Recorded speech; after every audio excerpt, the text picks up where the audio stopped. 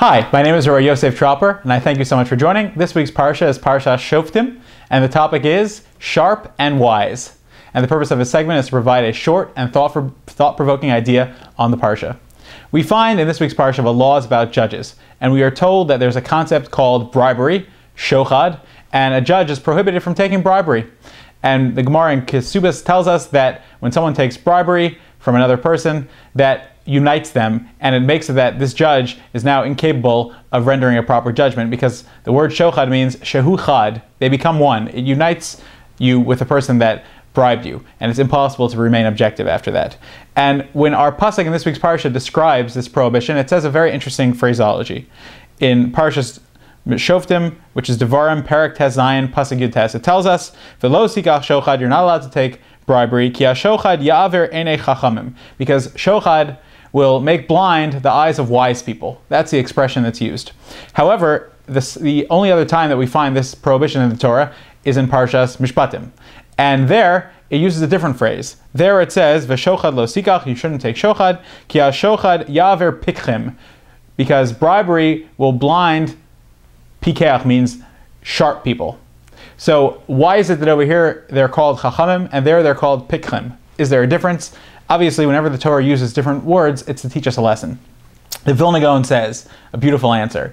He tells us that there are two principles when it comes to being a proper judge. The first one is that you have to be a chacham, a Talmud chacham, someone that's well-versed in Torah and Torah law. A person can't sit in judgment and judge the Torah law if he doesn't know it. So a person has to be an expert in Torah law.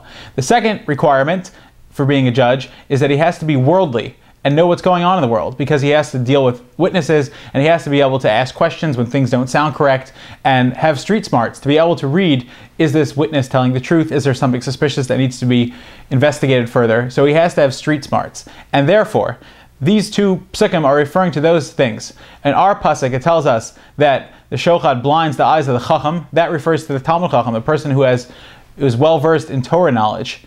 And in Parshas Mishpatim, when it tells us that a person can't take shochad, there it calls him a pikeach. Pikeach means someone that's sharp and wise, shrewd, someone that is able to look around and understand the worldly things. And if a person takes bribery, then that will be blinded as well. That ability, his worldliness, will be blinded. And therefore, the Vilna Gaon says that a person has to have both. He has to be a chacham in Torah, and he has to be a pikeach when it comes to worldly matters. And we know that many of our gedolim have excelled in worldly matters, or Shlomo Zalman Auerbach was an expert in the topic of electricity and many other practical halachas. The Chazon Ish was someone that many people went to for all different advancements of technology. In our own generation, we just lost Rev Yosef Shalom Elyashiv Zecher Tzaddik L'Bracha, who was well known for his understanding of technology. And all the Gedolim and Rabbanim nowadays have to be well aware of the things going on the outside and the things on the inside, meaning the outside world and the inside of Torah. And it's a tremendous privilege to be part of a nation that has expertise as chachamim in Torah and as people that are pikchim, wise when it comes to worldly matters as well.